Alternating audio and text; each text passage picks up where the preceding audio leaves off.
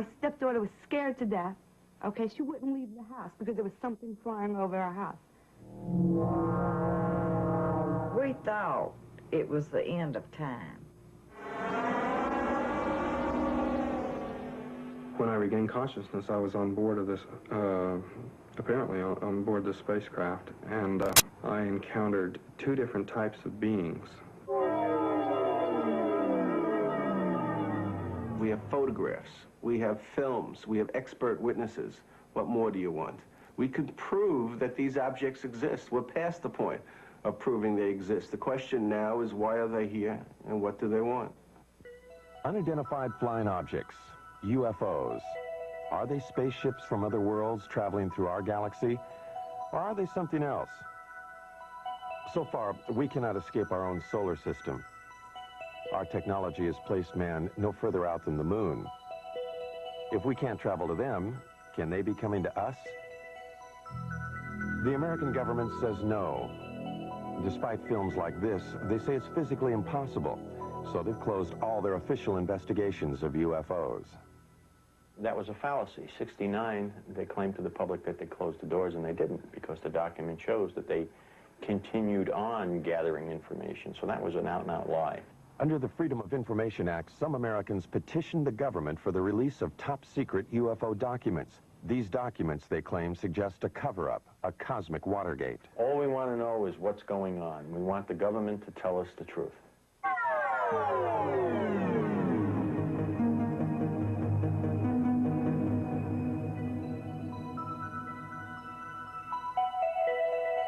The truth, some believe, is that a higher intelligence from a planet far beyond our galaxy has mastered a technology that makes it possible for them to do things we can only dream of. They believe that these beings are penetrating the galactic mist that shrouds and protects our planet. Some believe that these extraterrestrials' technology is so advanced that they might even have visited us long before the birth of Christ. Are there secret messages carved in the stones of the pyramids of Egypt? Messages that tell us of the mysterious voyages of ancient astronauts? On the pyramids of Egypt and Mexico and in primitive cave drawings all over the world, there are carvings and images that many describe as being of intergalactic travelers dressed in spacesuits and helmets.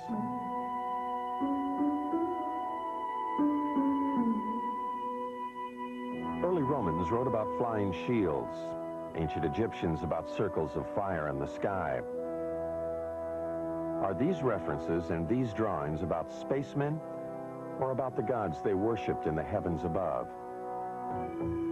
Aliens from other worlds with extraterrestrial powers are credited by some with having moved the great stone monuments of Easter Island. Others point to the giant circle of Stonehenge as being a sophisticated astronomical tool, only possible at the time if it were designed by others with a more advanced knowledge of the universe. And then there are the Nazca Lines, an alleged spaceport. These mysterious images, decipherable only when seen from the air, were carved in the ancient times atop a mountain in Peru. Many claim this was a landing area for ETs. If there were ETs coming here in ancient times, they seem to have lost interest in us, until 1947. Then, suddenly, around the world, people of all kinds began to report seeing them in the skies above. Some claim to have photographed them. In the United States, the government dismissed the phenomena. They described the mysterious objects as weather balloons, hoaxes, swamp gas, and other scientific anomalies.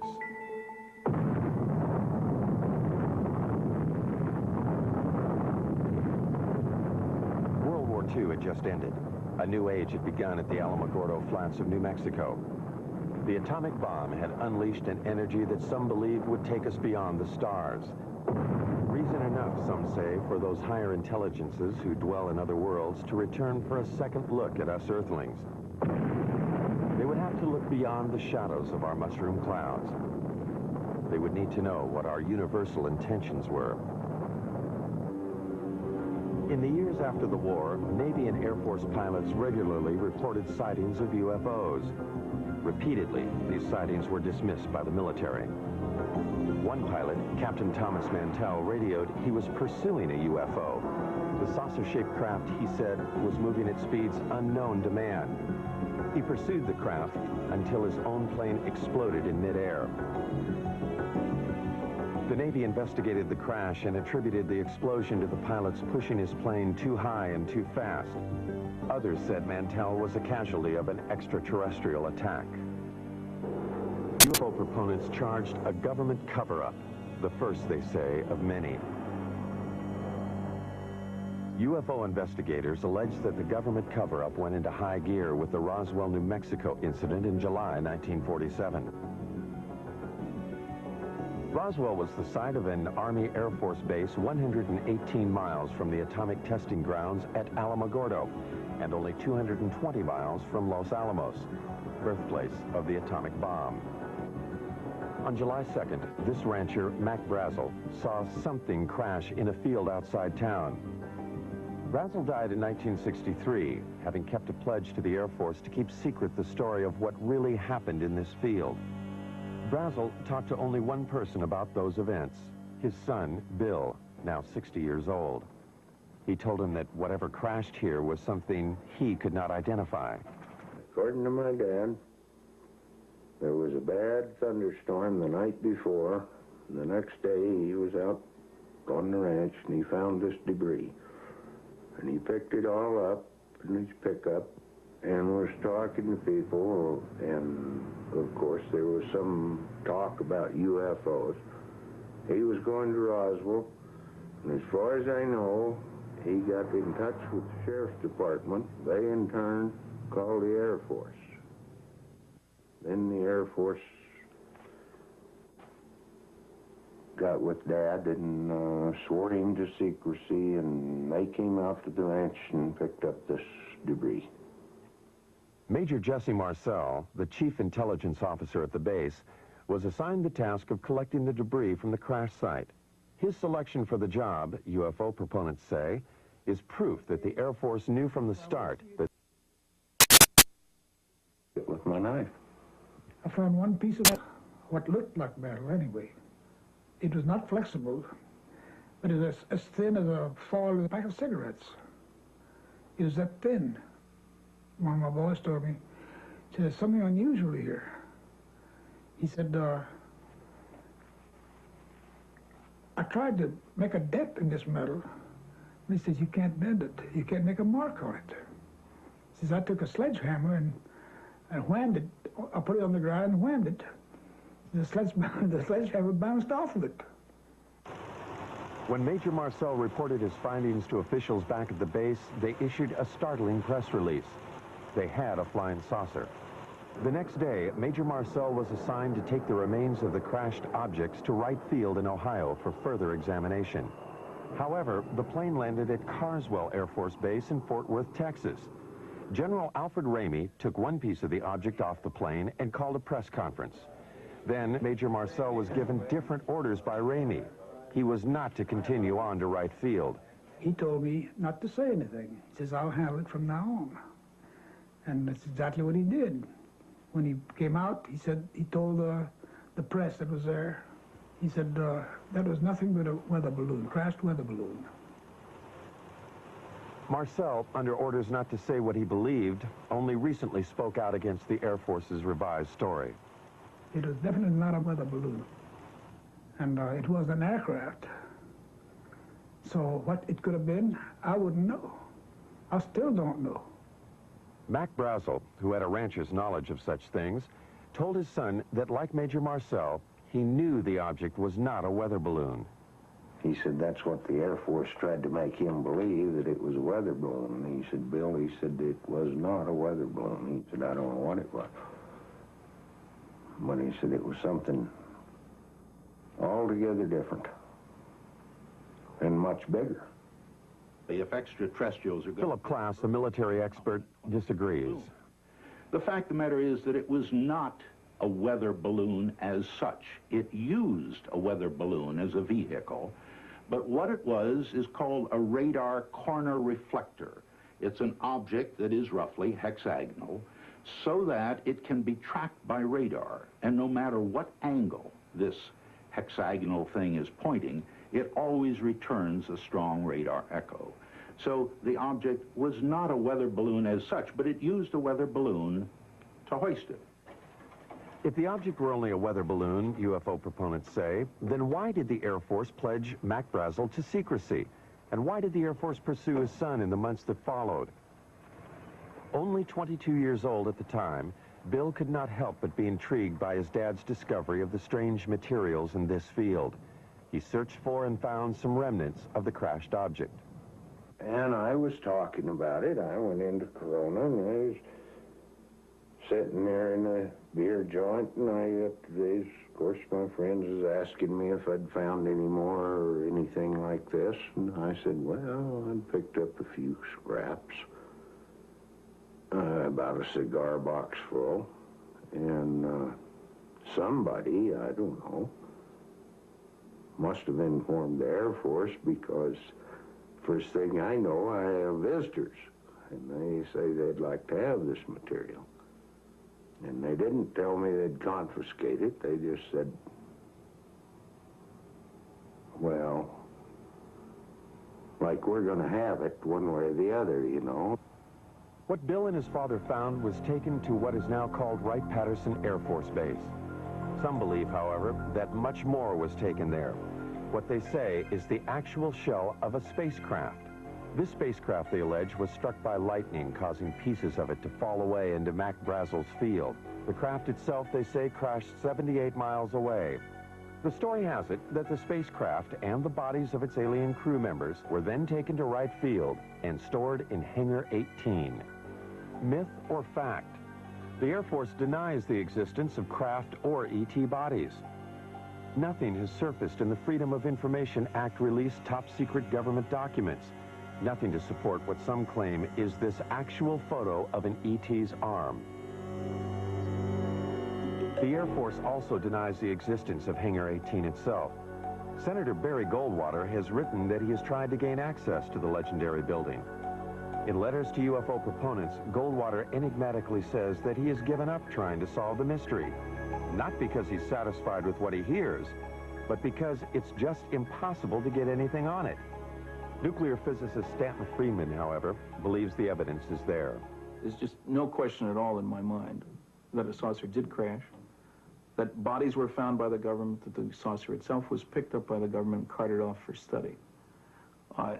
The tremendous potential for gaining new technology from a thing is just enormous, and no government would be foolish enough to put it on display instead of carting it off to the laboratory. Look, it's one of these situations of where if I were a freelance writer or I'd like to make a story, I would love this story. It's great. It would make good copy. But unfortunately, or fortunately, I happen to be a scientist, and I have, you might say, the Hippocratic oath of a scientist. I will not say something is so until I'm very certain in my own mind that it is. So as far as the creatures are concerned, I honestly don't know. Dr. Hynek, a noted astronomer from Harvard and Northwestern universities, has been a persistent investigator of UFO cases. In 1952, he was asked by the Air Force to join Project Blue Book, their UFO investigation unit. 17 years later, he joined Air Force Secretary Harold Brown at a press conference to announce the team's conclusions. None of the evidence that I have examined would indicate any proof at all that we are being visited by extraterrestrials. What is the Air Force hiding in this investigation? We have not been hiding anything. The investigations have been made public. The explanations of those where there is a clear explanation have been made public. The hearing this morning was public for just that reason. Project Blue Book was activated to deal with what the media was calling flying saucer hysteria. They investigated 12,518 sightings. They could not explain 701 of them.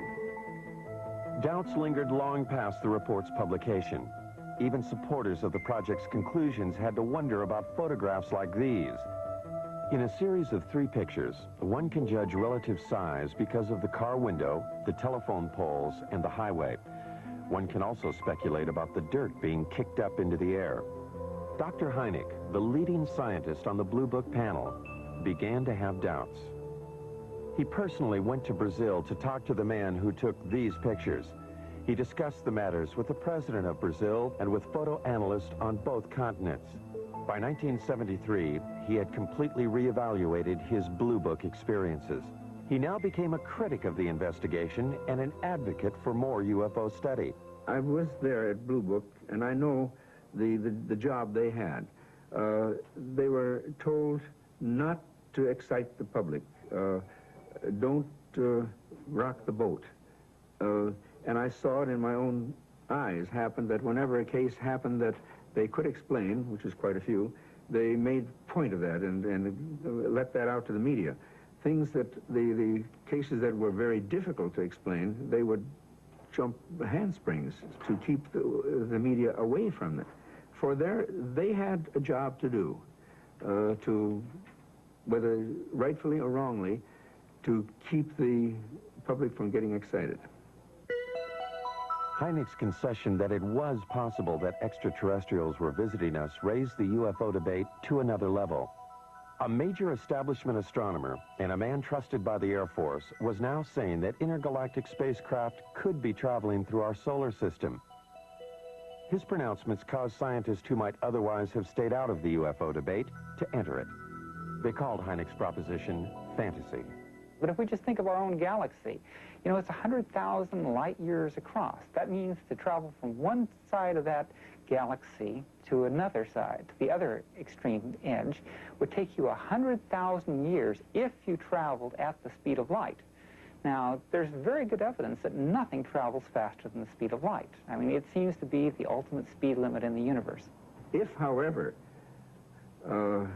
aliens know something we don't, suppose they are able to transform space and time or manipulate space and time in some way, or travel in other dimensions, then all things are possible.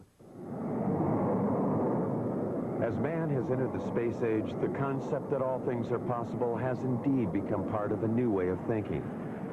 Some of the men who investigated Blue Book were born before the Wright brothers flew at Kitty Hawk. They conducted their investigation before man flew faster than the speed of sound.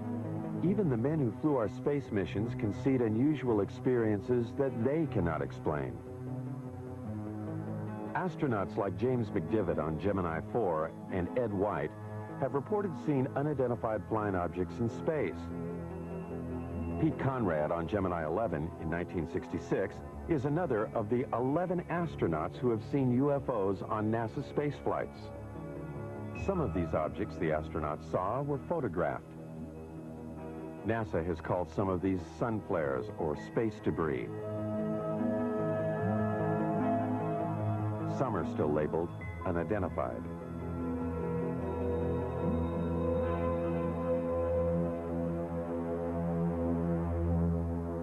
Astronaut Gordon Cooper was so impressed with an unidentified flying object he saw that he wrote about it to a special United Nations commission studying the phenomena.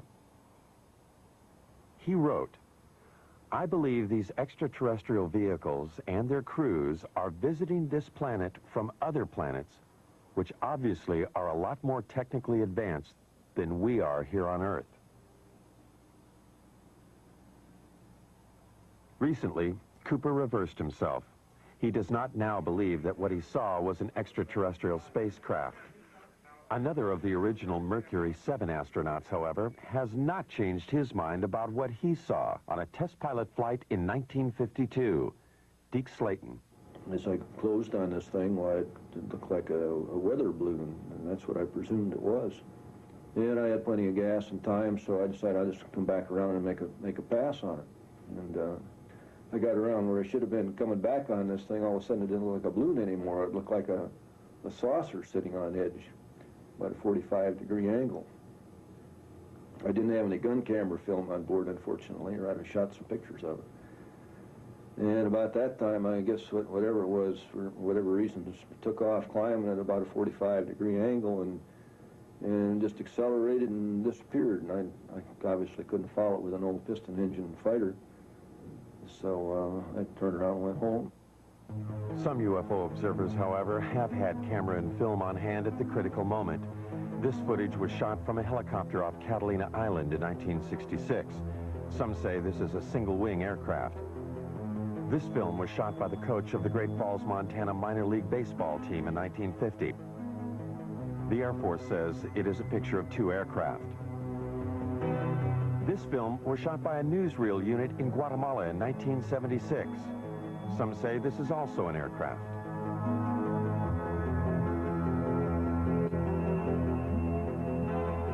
This film was taken by a Navy cameraman on vacation in Tremonton, Utah in 1952. The Air Force speculates that these are seagulls. Dr. Hynek disputes the Air Force's explanation of these films. This, plus his feelings about the eyewitnesses, helped change his mind. I began to get certain doubts because not so much of any specific case, although there were quite a few, it was the people themselves. I said to myself, well, now, come on, how much longer am I going to call these people crazy? And when I changed my glasses, you might say, a little bit, and took a view that maybe these people aren't crazy, and began to realize what sort of people they were, the people who would be accepted in any court of law as a witness, let's say, good, solid people, I said to myself, well, the time has come to maybe change my attitude. It was Hynek who coined the expressions close encounters of the first, second, and third kinds.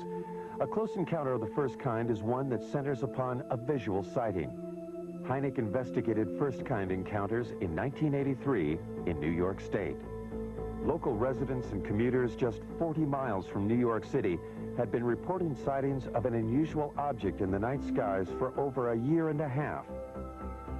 Sightings were reported on at least 50 separate nights during the 18-month period.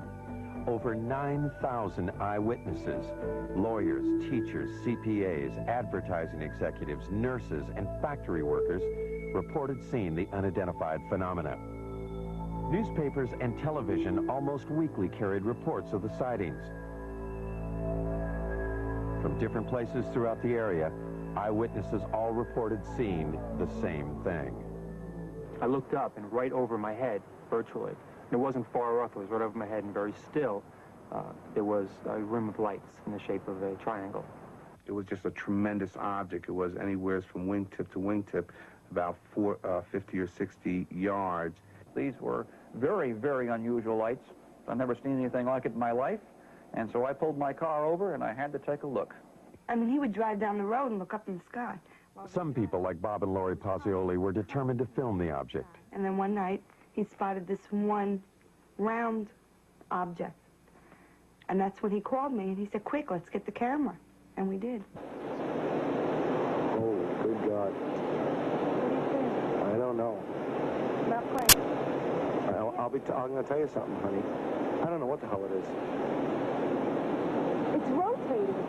Bob and Lori photographed this unidentified flying object near their home in Brewster, New York. Bob is a vice president in a Manhattan computer firm. Some of their friends and Lori's parents thought they were crazy, despite this photographic evidence. Yeah, it's turning very, very slowly. 9,000 odd people have seen this thing, or whatever it is, and they all just can't be crazy. Bob and Lori have 2 children. They are concerned about what they saw in the sky. They also wonder why the government hasn't investigated the event. Their concern is shared by David Scarpino, an accountant who works in New York City.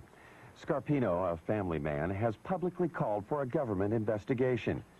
He and others, like Bill Healy, a meteorologist at the county airport, made this demand at a town meeting. Public furor has been led by County Clerk Dennis Sant. Sant feels that a government investigation is indicated by the fact that eyewitnesses have all reported seeing the same thing. You know, the movement was almost like a probing movement. It was very slow, and it stopped periodically and stationary, where it just came to a standstill, and then it would move to another position, and the movement from one position to another was just extremely slow. Now, the speed at which it was going at that point was very slow, because I had to walk at a very slow, deliberate gait to keep up with the lights. For every step I took, it moved a little bit. It moved in a very straight line, very slowly. There was absolutely no noise. When I walked away from it, at that point, it started to rotate virtually, almost as it was on an axis. It didn't make a big loop. It just rotated. It appeared, as I said, to rotate in the sky, change lights. Aircraft, I don't care how well precise you want to be in flying those suckers, you're not going to be able to make them move 90 degrees. All right, this thing did apparently rotate. You can't do that with aircraft. Could it have been an aircraft or many smaller light planes flying in formation? The media attention given the sightings prompted 6 pilots at a local airport to try to prove that it could be just that. Amused by the idea of UFOs, the pilots planned and flew at least 18 daring nighttime missions, flying in formation, sometimes without lights.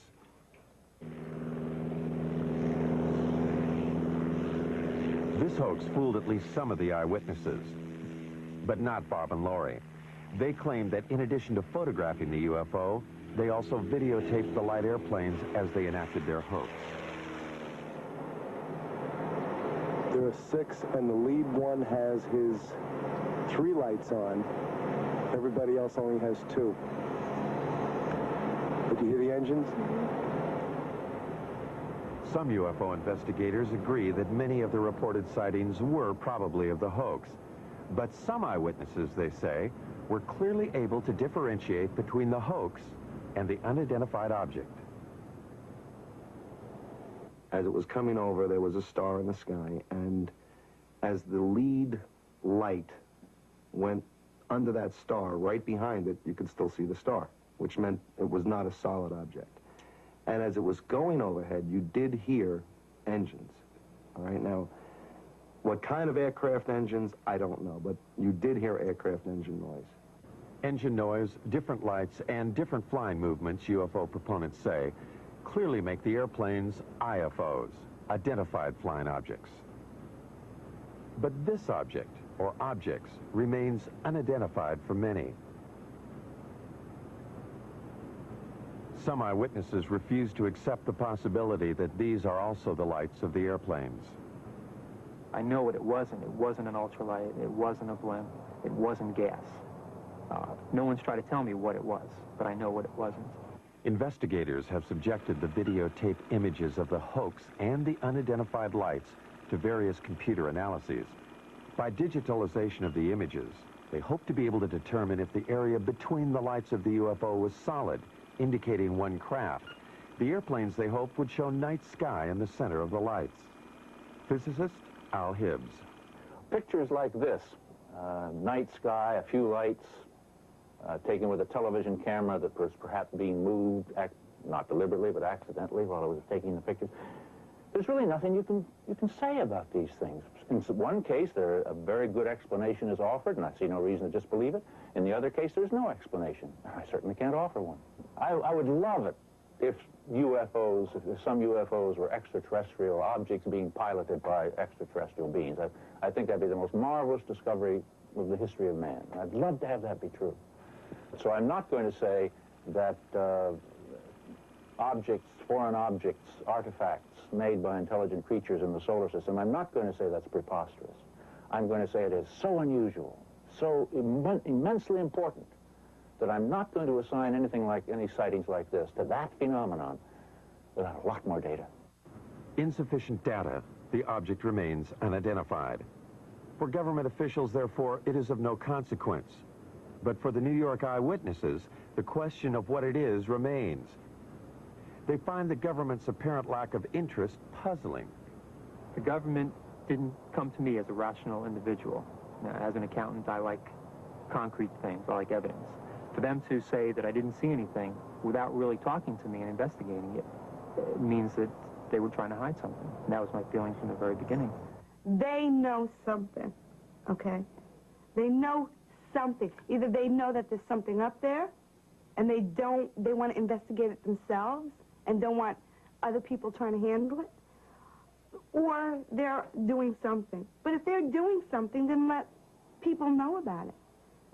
This New York State event occurred over a densely populated area and over a nuclear plant, prompting one eyewitness, New York attorney Peter Gersten, to suspect a government cover-up. With others like Larry Fawcett, a police officer in Coventry, Connecticut, he helped establish Citizens Against UFO Secrecy. Fawcett, who says the way he views the world has been drastically affected by his sightings of a UFO in 1965, petitioned the government for the release of UFO-related documents. These documents, released under the Freedom of Information Act, were previously classified top secret. An example of some of the government documents we have obtained are the overflights over the military bases in 1975, over Wurtsmith Air Force Base in Michigan, over Malmstrom Air Force Base in Montana, Loring Air Force Base in Maine, Minot Air Force Base in North Dakota. Over a period of 6 weeks, unusual, unknown, unidentified objects were traveling at exceedingly quick and fast speeds. What's interesting is that even to this date, the government has not acknowledged that it was able to identify any of those objects.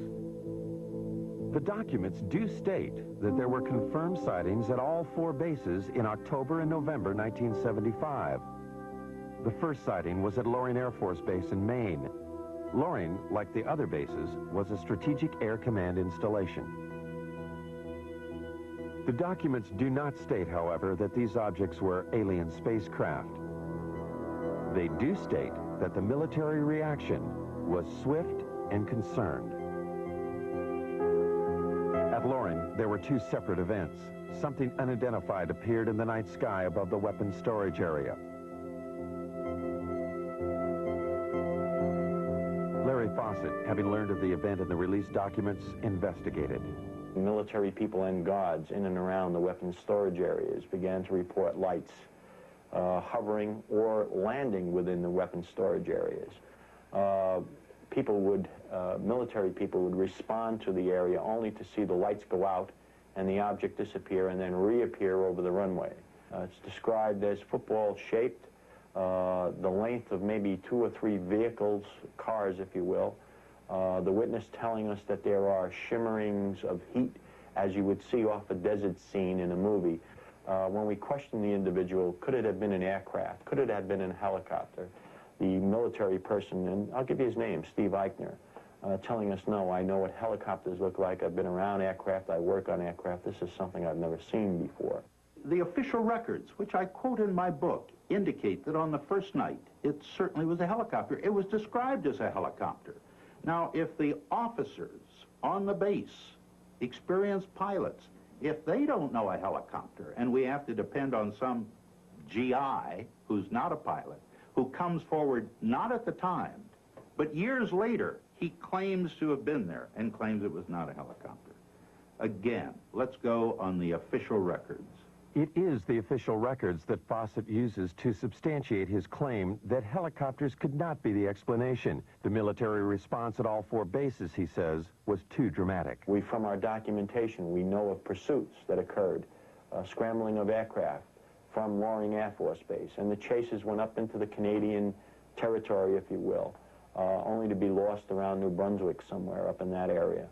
There's no question there were overflights of unknowns, sometimes referred to as helicopters, but if you talk to the people, read the official government statements, it's clear that they were concerned, that there were scrambles of jets to go after these things, that they were being observed by highly qualified people. We were lied to, flat out, about those cases. And as a matter of fact, some of the documents we eventually got clearly indicated that there were instructions to local base commanders. Don't say anything about the sightings at the other bases. Make it appear to be an isolated instance. Military authorities will not comment on the 1975 overflights. They simply state that at any SAC installation, there would always be an immediate defensive response to anything unknown. Putting planes in the air, they say, does not confirm a penetration of an intergalactic craft. Citizens Against UFO Secrecy, however, refer to other documents they've gotten released by the Pentagon to prove their claims. In May of 1985, we've gotten a document that was classified top secret in 1948, and about a month after its release to the other agencies, its distribution, it was ordered, recalled, and destroyed, each and every copy. One copy was kept, and it has remained top secret, classified top secret for the last, 40 years almost. And in the document, the government acknowledges back in 1948 the existence and reality of the objects. The official military position about any document issued before the Project Blue Book investigation is that Blue Book later explained them. This includes a startling document written by a Canadian. Wilbert Smith stated flat out in his top secret memo, and I think it was declassified by mistake, frankly, that this is the most classified subject in the United States, even more so than the H-bomb, and that flat out, flying saucers exist. This is the opinion of one man, a Canadian officer, in 1947.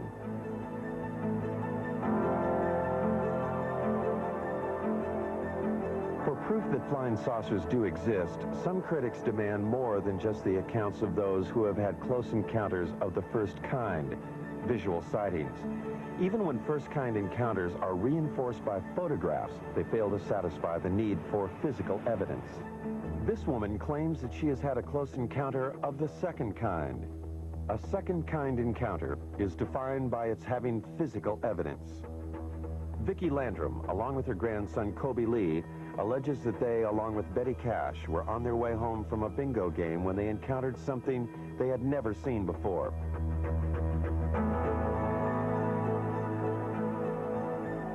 The alleged event took place on December 28, 1980.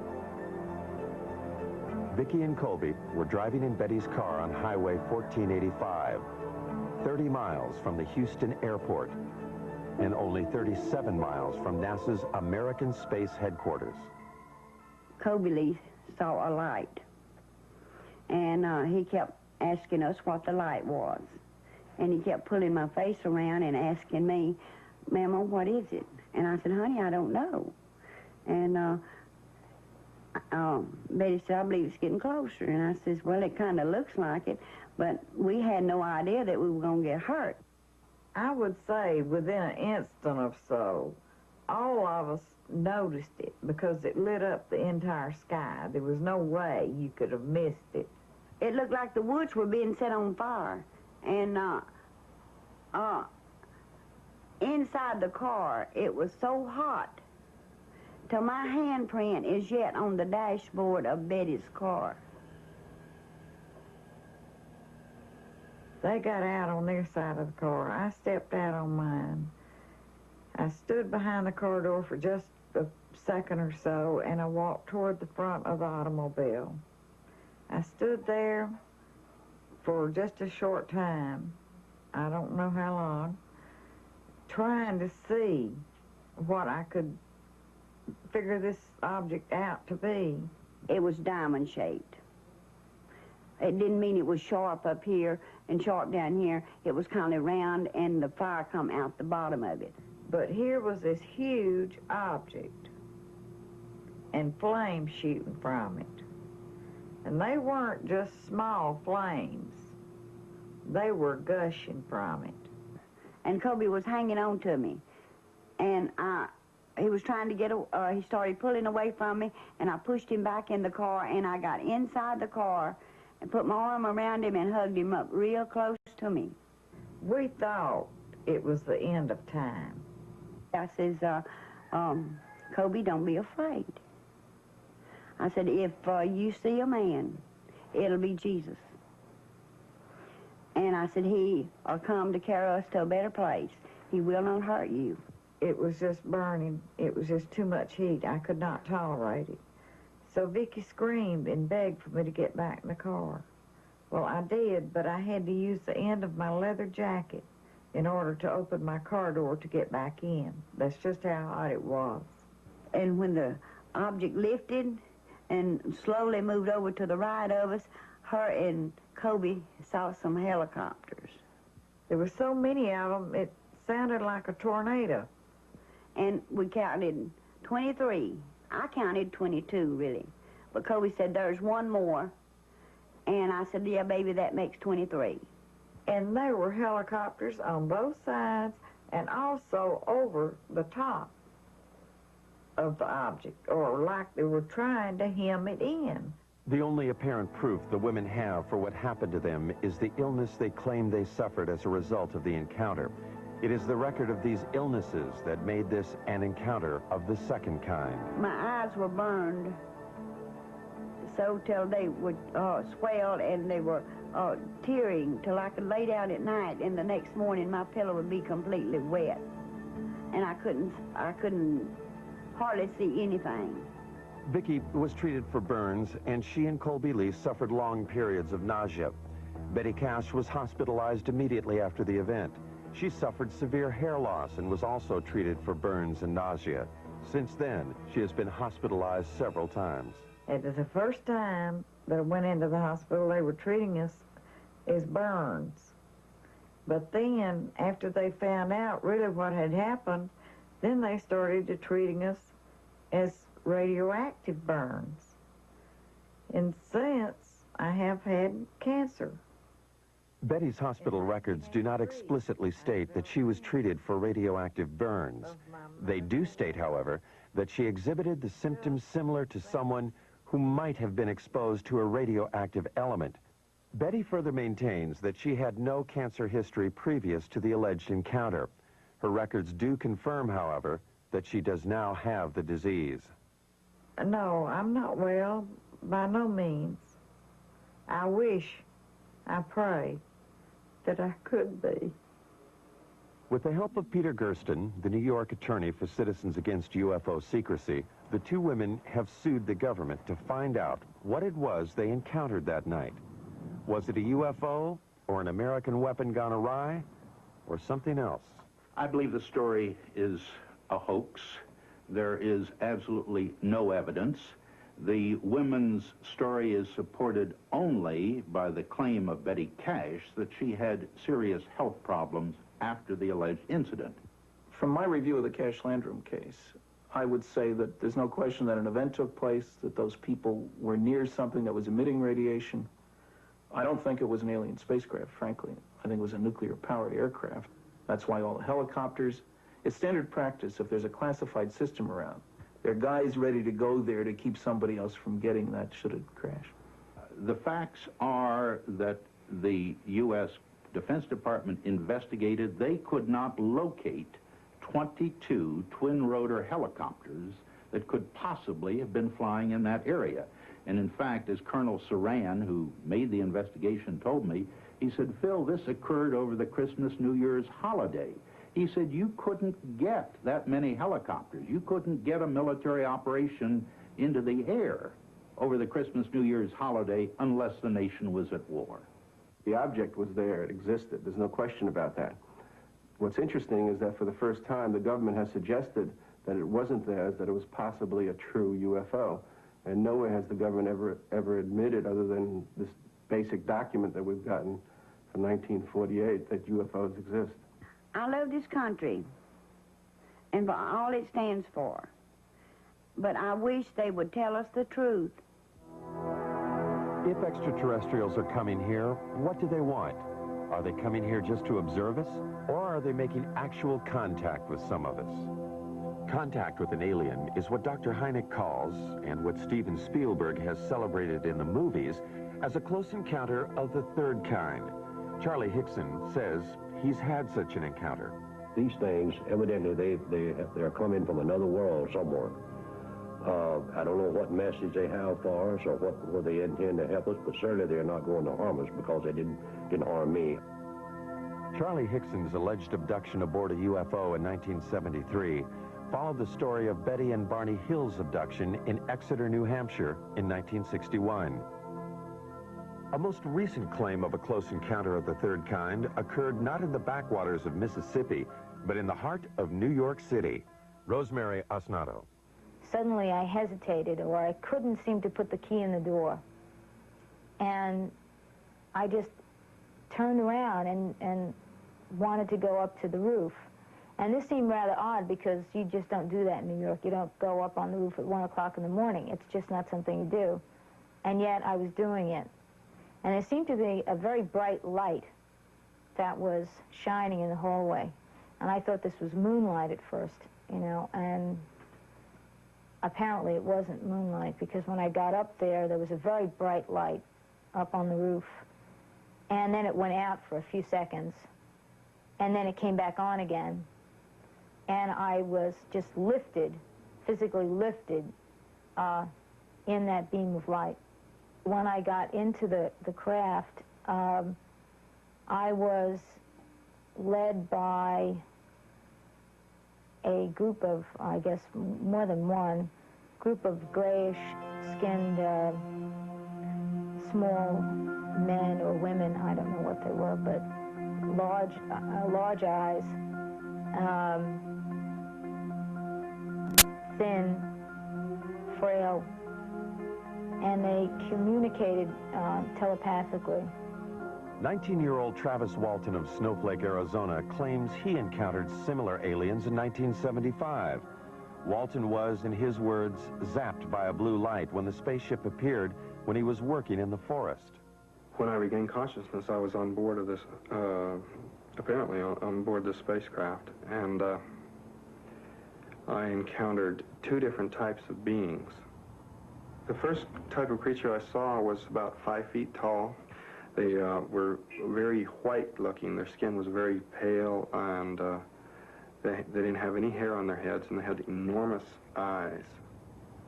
There was a type of being there that, you know, anyone else would consider to be look very human-like. Walton was found on a roadside 5 days after he disappeared from the forest. He could, however, recall only what seemed like an hour of time passed. Time, he claims, he spent aboard an alien spacecraft. Now 29, he reflects on that experience. I lost my job. The effects were quite negative. You know, time lost. You know, it's a very disturbing thing in my life. A lot of negative publicity, really. You know, this is a kind of a stigmatizing thing for people to, you know, consider you. You know, a certain percentage of the people think that you're wacko. What Travis Walton and others claim they have experienced has, according to some, now been validated by government documents. About to join the literature of third-kind encounters is the startling tale of an alleged landing of a spacecraft outside an American Air Force base in Rendlesham, England. The American military admits they are still withholding 6 documents. In the Bentwaters case, we have an eyewitness, which is rare. We have an audio tape made at the time of the actual event. We have a government document which corroborates the existence of the incident. The government has no reason to withhold the information. The UFO is said to have crashed in the Rendlesham Forest in an area 2 miles from the American military installation. Released Air Force documents confirm that military personnel were dispatched to the site on the first night. They reported seeing the lights of the mysterious craft. On the second night, after Geiger counter readings indicated increased radioactivity in the area where it seems something could have landed, the commanding officer of the base, Colonel Charles Halt, along with several officers and enlisted men, also reported seeing the UFO. Halt wrote this document reporting the sighting. It clearly indicated the presence of a strange glowing light that illuminated the entire forest. It tells of pulsating red and blue lights and of the objects disappearing.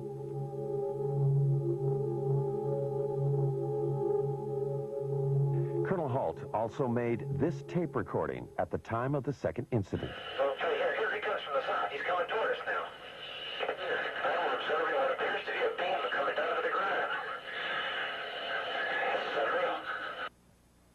What Colonel Halt was describing that night, some believe, was the pulsating light emanating from a lighthouse 5 miles away.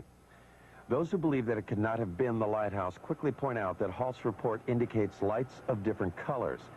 Critics respond that pulsating lights can play tricks, create illusions. And the light comes in at you at a roughly tree level. And it turns and it rotates, so it's flashing on and off. If you look at the transcripts of the taped account of what the colonel and his men said that night, you'll find that they were saying such things as, it's on now, it's off, it's on, it's off, if I remember correctly. And that sequencing corresponds precisely with what the rotational frequency is for the lighthouse. The lighthouse theory deals only with a close encounter of the first kind. What of the close encounter of the third kind? The story told later by several American enlisted men. The story, they say, they were ordered not to tell. Afraid to reveal his identity, one of them talks about the alleged encounter. The senior officers seem very calm with it. And the lower-ranking people like myself didn't know what to make of it, and almost maybe shock had set in because we were very apt to listen to what we were told to do. I know conversation took place between our base commander and individuals that were in the craft. Our base commander at that time apparently even shook one of their hands. Something tells me at that time they had difficulty with the craft, and we even gave them help in repairing the craft. The lighthouse explanation for Colonel Halt's report cannot explain away the account of the alleged landing and third-kind encounter. And so far, nothing in the released government documents confirms such an encounter. There are 6 documents that the government is withholding concerning the incident in Bent Waters. I want to know why they're withholding that information. They do not have a right to withhold that information, and I want to know what that information is. The government will not release the documents for national security reasons. Citizens Against UFO Secrecy maintain that the government uses national security as a cover for withholding UFO-related material. Recently, they sued for release of a document from the National Security Agency. When they got it, it looked like this. When you go through it all, and somebody actually added up the percentage of the paper, more than 3/4 of this document isn't there. It means quite clearly that there is a cover-up. Anybody who says the government isn't holding anything back has to say, well, except for that stuff they won't release. I mean, this is a UFO document. It tells about NSA information about UFOs. Now, on the one hand, the government is still saying UFOs don't exist. Now, if UFOs don't exist, how can they affect national security?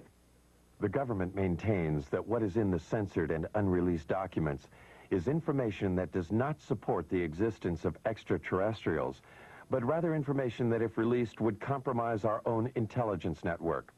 Much of the information in those UFO documents, the government claims, has to do with how we intercept and decode Soviet bloc messages. To release them would reveal to the Soviets and other potential enemies where we have listening stations. My goodness, the Russians might discover that we have a listening station in Leningrad, as an example, that we had intercepted some communications there. More important, it would reveal that we were able to decode Soviet coded messages. There are 3 basic reasons why the government does not come forward and release the information it has on UFOs. The first reason is technology. It is trying to learn as much about the objects before the Russians. The second reason is the vulnerability that could be shown by the revelations that might be forthcoming concerning UFOs. And the third reason is the hysteria that might be caused by the release of this information.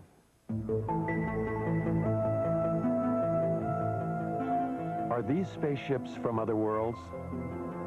Are we being visited by intergalactic aliens with a technology and civilization that dwarfs ours? Most scientists say no, they are not, because they cannot. UFO proponents say they are, that our myopia prevents us from seeing life elsewhere as being different from ours. I think one should also point out, as Arthur C. Clarke has said, that when we look for life elsewhere, we should not look only for life as we know, but life as we don't know. And he went so far as to say we should even look for life as we can't understand it. We are now only beginning to free ourselves from the gravity that binds us to our own planet. A new generation of Americans, those born in the space age, demand new answers to old questions. More receptive to the possibilities, they want to know, are we being visited by intergalactic travelers? They have joined their voices to others asking, what's going on? Is there a government cover-up? Do the unreleased documents contain evidence that proves that UFOs over our nuclear plants and air bases are actually from other worlds, or are they from earthly neighbors? Most scientists agree that there is life in the universe, but that it cannot travel here. They hope only to communicate with that life with giant radio telescopes. These scientists believe that what is being hidden in the government documents is probably not secrets of other worlds, but the secrets of an earthbound Cold War. Either way, we want to know.